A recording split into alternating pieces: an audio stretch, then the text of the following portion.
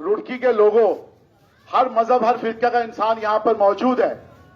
हम हर साल मुहर्रम मनाते हैं, हर साल यहां से जुलूस लेके निकलते हैं, हमारे में बड़े बड़े अलम होते हैं, ताज़िए होते हैं। आप तो हमेशा सोचते रहेंगे ये क्यों मनाते हैं, ये वजह क्या है, मसला क्या है जो मुसलसल 1300 साल से इस तरह का मुहर्रम मनाते चले आ रहे हैं, वजह क्या है, उस पर कभी आपने गौर फिक्र नहीं करा। नेट का जमाना है, देख सकते हैं। आज से 1350 साल पहले हजूर के नवासे हजरत मोहम्मद सल्लल्लाहु अलैहि वसल्लम के नवासे जनाब इमाम हुसैन को करबला में शहीद कर दिया गया। जानते हैं वजह क्या थी? उस टाइम का बादशाह जो यजीद था वो बड़ा अत्याचारी और शराब पीने वाला और मजहब को पमाल करने वाला, जो हमारे 1,24,000 नबियों ने जो शरीयत लेके आए थे उस शरीयत को पामाल कर रहा था। उसने सबसे कहा कि मुझे बैत करो। सब मुसलमानों ने, मैक्सिमम उस जमाने के सभी लोगों ने बैत कर ली। लेकिन जब हुसैन के पास उसका पैगाम आया तो हुसैन ने कहा कि मेरे जैसा इंसान तेरे जैसे की बैत नहीं कर सकता। इसी वजह से इमाम हुसैन ने उसकी बैत कबूल न की। तो इमाम हुसैन जब उनको ये महसूस हुआ लोग उनके दुश्मन हो गए तो उन्होंने मदीना छोड़ दिया और मदीना छोड़ के वो करबला की तरफ को चले आए।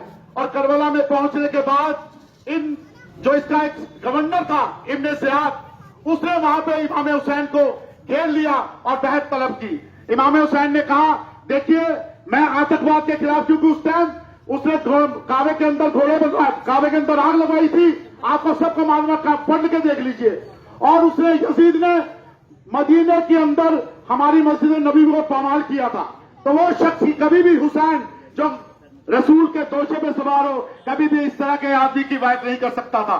इसी वजह से उन्होंने उसकी बहस से इनकार किया और एक तरफ करबला में पहुंच गए, एक तरफ 72 आदमी, एक तरफ 9 लाख का मजमा। आप सोच सकते हैं कि 9 लाख आदमी एक 72 आदमियों के लिए, और 72 आदमियों में जो सबसे छोटा सैनिक था वो मात्र 6 महीने का बच्चा था।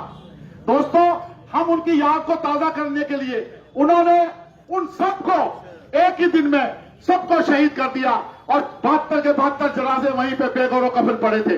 और सब उस वक्त में सोचना चाहिए था इंसानियत। इमाम हुसैन ने अली असगर को, जो छोटा सा बच्चा था, उसके लिए सबसे फौज के सामने पहुंचा, भाई देखो कि तुम मेरा कसूर समझते हो, मैंने बैत नहीं की, इस बच्चे का क्या कसूर है, इसको पानी पिला दीजिए।